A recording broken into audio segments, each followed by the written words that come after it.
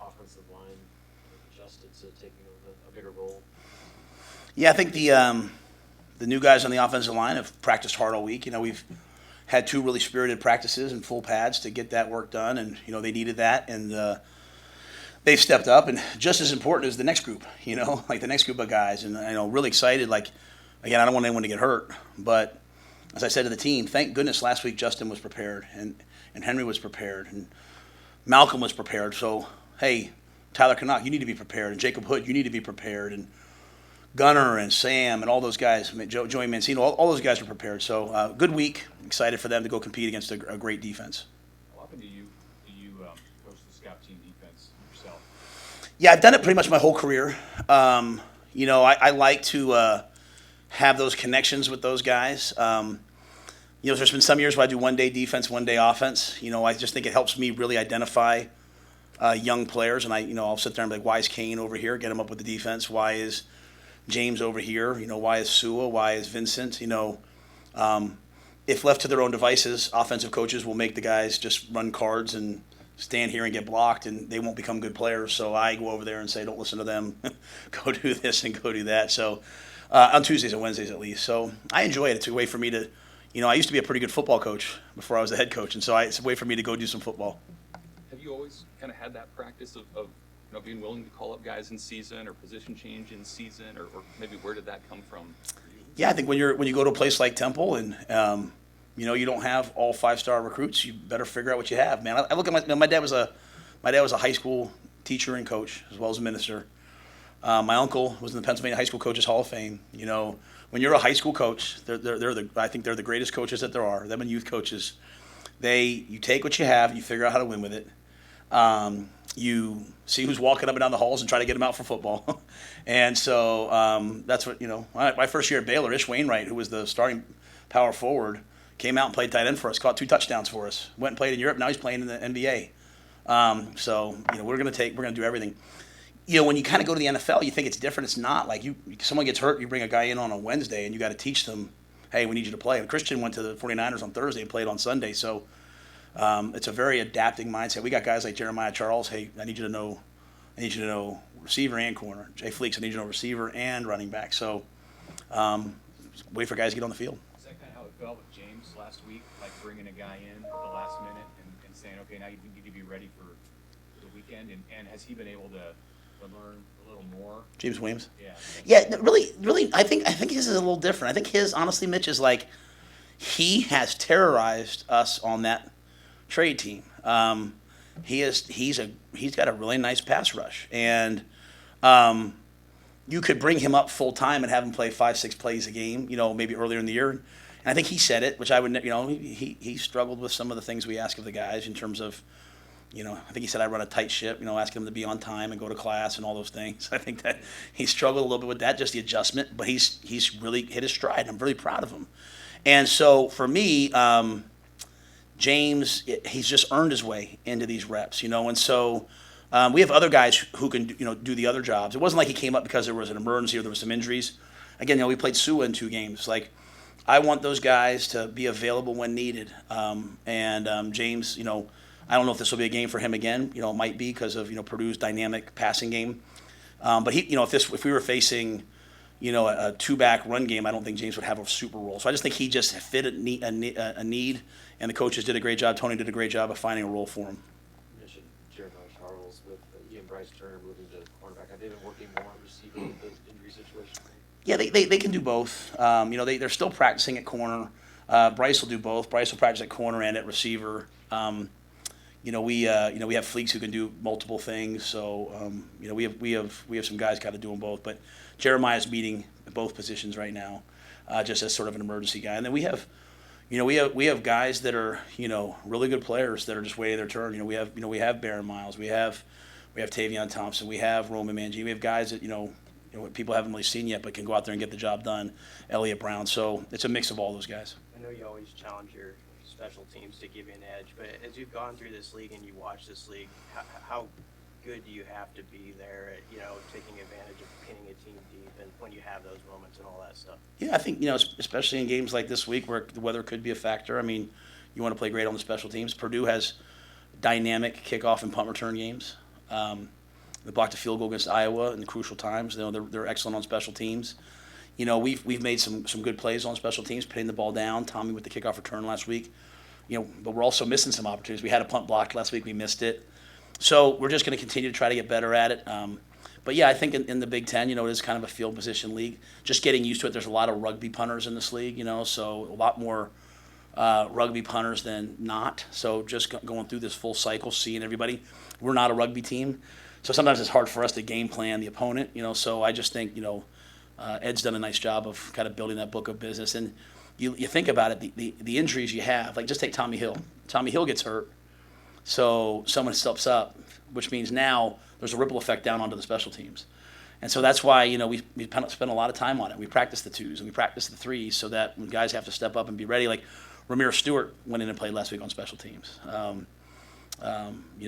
Guys fill in the void as we have injuries. But I think special teams are vital. They'll be really vital this week. We're down our starting kick returner. We're down our starting punt returner. Those are big things. So the other guys have to step up. Who is going to work there, do you know? Alex Bullock will return the punts, and Josh Fleeks, and those guys will be the kick returners. With Alex Bullock, we always ask you about the freshman receivers, but he's new to being a starting receiver this year, and I think he's logged about as many snaps as most anybody on offense. How have you seen him, develop into his role? Yeah, Alex is an excellent player. Alex has figured out along the way that he's an excellent player. Alex can do it all. Alex has great long speed. Sometimes people might not realize how fast he is. He's a fast player. He's got great ball skills. He's competitive. I think I haven't done a good enough job talking about Ty Hahn and the things that he can do. Like Ty Hahn single-handedly affected the game last week with a couple blocks that sprung some runs that we needed. He can make catches in the passing game. He's fast. He's explosive. He plays really well on special teams. So as I've talked a lot about young, I probably haven't done a good enough job of talking about those guys, but they're excellent players, and we need them to play well for us. Can you speak to the development of Evans Jenkins in particular since you've been here, and then maybe the challenge, I guess, of being guard, center, and kind of having to do both of those things? Yeah, I think Justin is a smart football player, and he's really tough. He's explosive. There was a time where I said, at first, we were kind of, hey, what's our D-line depth going to look like? I thought about maybe, hey, can he play nose too? I was kind of one of those guys I was looking at both ways because he is so athletic and explosive. But he's just kind of an old school tough guy. Whatever you ask him to do, he's the shield on the punt team. He's the jumbo tight end. Got in versus on the bye week because Piper was down with an ankle, and so he got in on the bye week and really did a nice job at guard. And so I just think he's a tough guy that knows what to do. That switch from going to guard to center, that's difficult, right? You got to kind of get some snaps, and especially this week when you have a zero nose on you. So obviously Ben got dinged up in the last game. He's good to go, but Justin has to be ready in case his number is called to step in at guard at any moment. So he puts a lot of time in. The good thing about playing guard is you really have to understand the whole picture, so that can really help you. At center, so that can really help you at guard when you slide over. This being kind of a younger team, how important is that process? Kind of similar to police fast learning how to win when you're not at your best, kind of similar to Northwestern. Well, I thought the defense was at their best, so I'm always very careful of saying those superlatives, right? You paint pictures, right? To me, the thing that I want them to understand, because we played dominant in some areas on defense, but we gave up 130 yards rushing. That's unacceptable. We didn't have a fourth quarter shutout. That's unacceptable. We didn't win the turnover battle. It's unacceptable. So it's I don't try to think good and bad. I think about hey, what was up to our standard, what was not. And even on offense, it's the offense kept putting the ball. It wasn't good enough. There were 4 plays like that. There was a lot of other plays that were good plays, and so I've got to get rid of those 4 plays. But I also want to build off of the run Emma Johnson made or the catch Malachi made. So the danger, and it goes back to Bill Parcells used to talk about the psychology of results, and there's really 4 things to it. But one of them is when you don't play at the level you want to play at, when you don't play well and win, sometimes you start to think, hey, I can win. And that's why you hear me say I don't care about the score all the time. Obviously, I want to win, but I care about how we play. There's a standard, right? Ron tells a story about Nebraska beating UCLA and him being happy in the locker room and all the veteran coaches on this staff being irate because they had 5 turnovers and they just didn't play to the standard, even though they beat number 2 UCLA. That's obviously a high-end example of that. But I want all the players to understand that, when we win the game, we feel happy, right? It's an emotional feeling, but we just come in very methodically. Like, what did we do well? What did we not do well? We don't listen to, oh, we stink. But we also don't listen to, oh, we're great. We just stay like right here, And so, I mean, I'm not helping it by letting them put out that TV show every week, right? That's not really my type of deal to do. You'll never see me do it again probably after this year, but, we're trying to let recruits and people see inside the program and all that. But it's just got to be like very like just day by day, just 1% better. But if you're not careful, when you don't play well and you win the game or you don't play up to your standard, you'll start feeling like you have a right to do that, and it's deadly. So we're fighting that, and I'm proud of the players because they're the first ones to say it's not good enough. No fourth quarter shutouts. We've only done it once this year. We're -8 and we're 4-3. That's stupid. It's absolutely stupid. And you know what? You say, oh, those first two, we were -6 at the first. That means we're -2 in the last. So like we got to get it corrected, and that's both sides. Like take the ball away.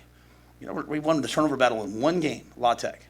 We tied it in Northern Illinois. Like fourth quarter shutout, we scored 52 points in the fourth quarter. We've given up 51. So there's a lot of room for improvement. What are the biggest challenges, just as a whole, that Purdue's going to pose to you come Saturday? Well, I'd say Burke's card. The run game. I mean, they're I think they're ranked right now the 6th best offense, right? They're the 4th best passing offense. Like they can score points and they're explosive. And listening to coach, it sounds like they're healthy. Like I wouldn't have known that they weren't healthy, but those types of teams have kind of bothered us at times, right? That spread tempo, run this way, double slant backside, throw the ball up.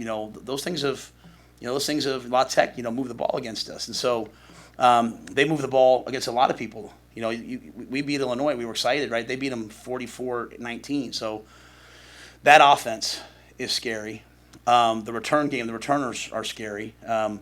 They have 3 back now, so he's obviously going to be in the mix. So they have dynamic players in those areas. And on defense, Coach Walters, I mean, they're going to get off the bus and they're going to play man and they're going to pressure us and they're going to blitz us and we're going to have to make some plays and pick those things up with a new group on the offensive line. So it's an even matchup. This is a great game. This should be a great game. It should be a great game right down the wire. And we'll just try to play our best to get to the fourth quarter, try to make one more play than the opponent, and hope that we win the game. Do you make them clear that stuff through you that they put on the TV show? Yeah, it's kind of fun. That like my man Jay Litt. So we have C.J. Campbell, Warren, Jordan Litton. They're awesome, right? They're awesome. So I told them like, hey, run with it, but like show it to me. So okay, there's something I don't want on there. Like they had some things like they had the Sunday practice. They had a lot of things on that Sunday practice before Illinois. And I said, hey, let's put that out in the off season. What I don't want is the guys feeling like, hey, they do something on Saturday and the next week it's on TV, and so then you start getting cautious of that. So, but yeah, they're the creatives. I mean, they're awesome. They really they understand the ethos of the program. They understand what we're trying to get done, and I trust them. I trust them completely. So, literally, like I jumped up on that crowd surfing thing last week, and as I was saying, get down, put me down, please, because I didn't trust myself to land on my feet. I was like, well, Jay Litt's going to send me that video here in a few minutes. So they are a great balance for me, who's kind of old school, and they're kind of like, hey, coach, let's do this. This will be fun. Mike Wallace does a really, really tremendous job for me, and they come to me with all kinds of ideas. And what I'll tell you, Mitch, is they do the same things internally. The highlight film we have every Saturday right before we get on the buses is awesome. We send like highlight films out on Thursdays and Fridays, like the old days of standing in a team meeting, showing plays. What I've learned is if I just send them a video, they'll probably watch that 10 times, and they'll probably listen to me while they're thinking about what do we have next. So I try to do some different things with them. But, yeah, it's been fun. I normally like I said, I wouldn't do those things, but when my family was in Carolina, they were always looking for, like, when's the next video coming up, because they wanted to be a part of the program. So I started thinking about all the Husker fans and all the recruits and all the families, and I'm so proud of our team with the way we work and the way we do things. I want them to see the fire that we are under each week. Because for me, this is all about process. I just told the team we have 29 days left in the season. Like, what can't we do for 29 days at a high level? 29 days, that's it. Like we could do anything for 29 days. And so I just want them each day to try to get a little bit better for 29 days and see if we can't earn ourselves, a chance to play another ball game or so. So I don't know if they kind of went on this spiral there. I'm sorry, but that's I'm really grateful for the people that work in the football facility. Anybody else? All right, thanks, guys. Thanks, Coach.